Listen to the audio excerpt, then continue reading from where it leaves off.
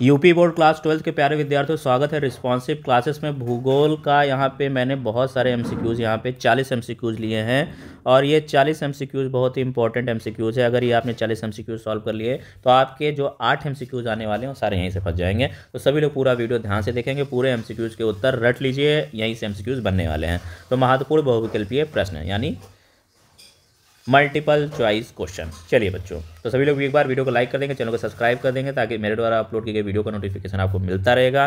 तो बच्चों क्या है, भूगोल कक्षा 12 सभी पाठों के महत्वपूर्ण बहुविकल्पीय प्रश्न, सारे पाठों को यहाँ पे समायोजित कर दिया गया है। सारे पाठों से जो भी प्रश्न बनते हैं एग्जाम में वो सब यहाँ पे डाल दिए गए। तो पूरा वीडियो ध्यान से देख लीजिए। पहला प्रश्न यहाँ, तो पहला प्रश्न है बच्चों, मानव भूगोल अस्थिर पृथ्वी और क्रियाशील मानव के बीच परिवर्तनशील संबंध का अध्ययन है, किसने कहा है?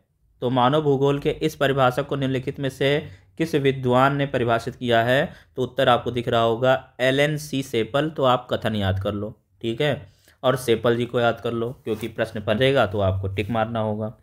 दूसरा प्रश्न क्या है कि मानव भूगोल की निम्न में से कौन सी संकल्पना प्रकृति के सर्वोच्चता में विश्वास करती है? तो कौन सी करती है? पर्यावरणीय निश्चयवाद करती है। तीसरा प्रश्न है, निम्नलिखित विद्वानों में से किसने नव निश्चयवाद की संकल्पना प्रस्तुत की? नव निश्चयवाद की संकल्पना किसने दी? टेलर साहब ने दी, ग्रिफिथ टेलर ने दी। नव निश्चयवाद, तो देखो टेलर क्या करता है, नए नए कपड़े बना के देता है। तो यहाँ से आप लॉजिक लगा लो कि नव निश्चयवाद यानी नए कपड़े दिमाग में लाओ, और नए कपड़े कौन देता है भाई? टेलर देता है, सिल के। तो क्या हो गए? ग्रिफिथ टेलर हो गए। यहाँ से आप क्लू बनाया करो बच्चों दिमाग में याद करने का। तो ये आप ग्रिफिथ टेलर ध्यान में रखना। मुझे पता है कि आप ग्रिफिथ टेलर को नहीं बोलोगे। फिर यहाँ से देखिए चौथा क्या है, निम्नलिखित में से कौन सा एक भौगोलिक सूचना का स्रोत नहीं है? निम्नलिखित में से कौन सा एक भौगोलिक सूचना का स्रोत नहीं है? तो देखिए यात्रियों के विवरण, ये भी है, प्राचीन मानचित्र है, चंद्रमा की चट्टानें, पदार्थों के नमूने, सब है, लेकिन कौन नहीं है? प्राचीन महाकाव्य। ये भौगोलिक सूचना के स्रोत नहीं है, प्राचीन महाकाव्य, ठीक है। फिर है रुको और जाओ निश्चयवाद। रुको और जाओ निश्चयवाद जाना जाता है, तो ये बच्चों बेसिकली नव निश्चयवाद से जाना जाता है। ऑप्शन नंबर का सही हो जाएगा। चलिए छठा प्रश्न देखते हैं, निम्नलिखित में से कौन सा एक विरल जनसंख्या वाला क्षेत्र नहीं है? तो दक्षिण पूर्वी एशिया नहीं है। सातवां प्रश्न, निम्नलिखित देशों में से किसकी जनसंख्या सबसे अधिक है? तो इन सब में संयुक्त राज्य अमेरिका। देखिए सारे प्रश्न आए हुए हैं, ये 40 ही प्रश्न हैं, आपको बस याद रखने हैं, एमसीक्यूज हो जाएंगे। आठवां प्रश्न है, निम्नलिखित में से कौन सा विश्व का सबसे अधिक जनसंख्या वाला देश है? तो जनसंख्या के अनुसार सबसे बड़ा देश कौन सा है? चाइना है। नौवां प्रश्न है बच्चों, निम्नलिखित में से कौन विश्व का सबसे बड़ा मानव जमघट है? तो दक्षिण पूर्वी एशिया। मानव विकास की अवधारणा निम्नलिखित में से किस विद्वान की देन है? तो मानव विकास की अवधारणा तो महबूब उल हक की है। ऑप्शन नंबर खा सही है। 11वां है, निम्नलिखित देशों में से कौन सा एशियाई देश मानव विकास सूचकांक के अति उच्च संवर्ग में सम्मिलित है? तो चीन। 12वां प्रश्न है, रसदार फलों की कृषि की जाती है? तो भूमध्य सागरीय कृषि। निम्नलिखित में से कौन सी बागाती रोपण फसल है? तो रबड़ है। निम्नलिखित में से कौन सा एक प्राथमिक क्रियाकलाप नहीं है? तो विनिर्माण परिवहन। फेजेंडा से क्या तात्पर्य है? फेजेंडा से क्या तात्पर्य है? तो ब्राजील में कहुआ के बागान। निम्नलिखित में कौन सी एक बागाती फसल नहीं है? तो चिली। निम्नलिखित में कौन सी एक बागाती फसल नहीं है? तो चिली, घा वाला सही हो जाएगा। निम्नलिखित में से किस फसल को रोपण कृषि के अंतर्गत उगाया जाता है? तो घा, चाय। भारत एवं श्रीलंका में चाय के बागानों को विकसित किया है ब्रिटेन वासियों ने। फिर निम्नलिखित में से कौन सी बागाती फसल नहीं है? तो बिल्कुल गेहूं नहीं है। फिर निम्नलिखित में से कौन सा एक वनों पर आधारित उद्योग है? तो कागज उद्योग वनों पर आधारित है, वनों से बनाया जाता है कागज। निम्नलिखित में से कौन सा एक तृतीय क्रियाकलाप है? तो व्यापार। व्यापार बच्चों क्या है? एक तृतीय क्रियाकलाप है, याद कर लीजिए। सभी लोग वीडियो को लाइक कर देंगे, चैनल को सब्सक्राइब कर देंगे ताकि मेरे द्वारा अपलोड की गई वीडियो का नोटिफिकेशन आपको मिलता रहे। 22वां प्रश्न है, निम्नलिखित क्रियाकलापों में से कौन सा एक द्वितीय सेक्टर का क्रियाकलाप नहीं है? तो मछली पकड़ना, गा वाला सही हो जाएगा। स्वेज नहर जोड़ती है? तो लाल सागर को भूमध्य सागर से, का वाला सही हो जाएगा।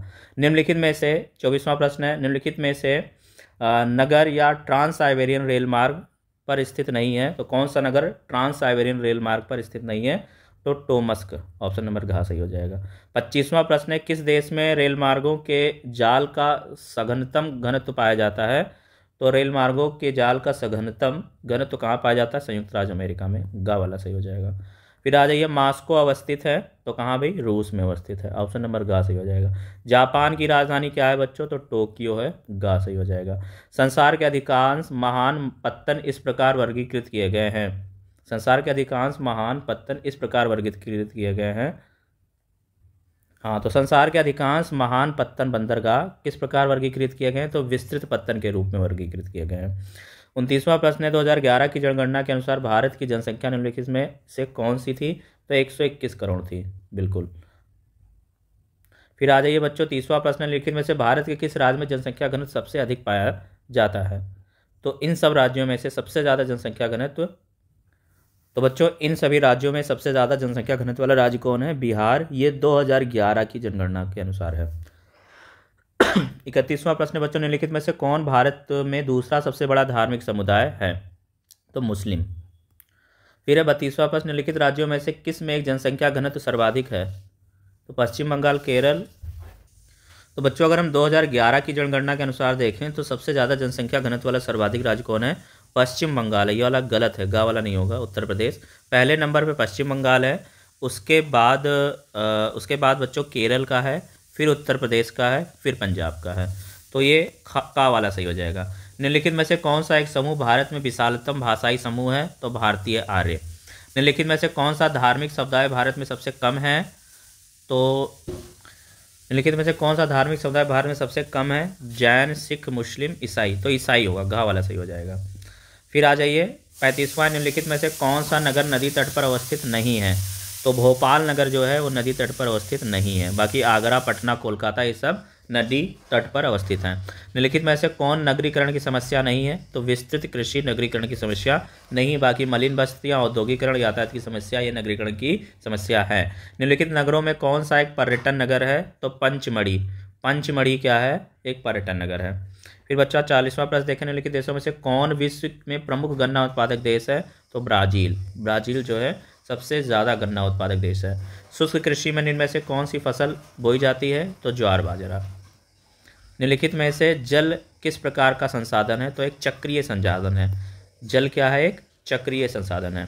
फिर बच्चों यहाँ पे 43वां प्रश्न है, भारत में निम्नलिखित में से किस स्थान पर पहला परमाणु ऊर्जा केंद्र स्थापित किया गया?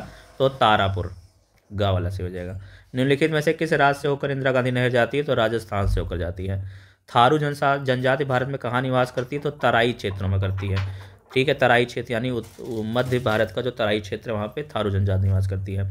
मारमा गांव पत्तन बंदरगाह अवस्थित है तो कहाँ पर है बच्चों? गोवा में अवस्थित है। फिर वायु प्रदूषण नहीं होता स्वच्छ वायु के क्षेत्र में, कारखानों के क्षेत्र में होता है, मलिन बस्तियों में होता है, बस अड्डे के पास होता है, लेकिन स्वच्छ वायु क्षेत्र में नहीं होता है। स्थानिक आंकड़ों के लक्षण निम्नलिखित स्वरूप में दिखाई देते हैं तो इन सभी स्वरूपों में, मतलब कि अवस्थित, रैखिक और क्षेत्रीय। प्रविभाजित दंड आरेख किसे कहते हैं? तो मिश्रित दंड आरेख बोलते हैं। फिर 50वां प्रश्न है, केंद्रीय प्रवृत्ति का जो माप चरम मूल्यों को प्रभावित नहीं होता है वह है माध्यिका। बिल्कुल। तो इस प्रकार बच्चों 50 प्रश्न मैंने करा दिए, बहुत ही महत्वपूर्ण प्रश्न, इसी प्रश्न के उत्तर आप याद कर लीजिए। और जितने मैंने मॉडल पेपर अपलोड किए हैं सभी मॉडल पेपर तैयार कर लीजिए, आपका पेपर सारा फंस जाएगा और यहाँ से आपका पेपर अच्छे से हो जाएगा। तो मिलते हैं नेक्स्ट वीडियो में, तब तक के लिए नमस्कार, जय हिंद।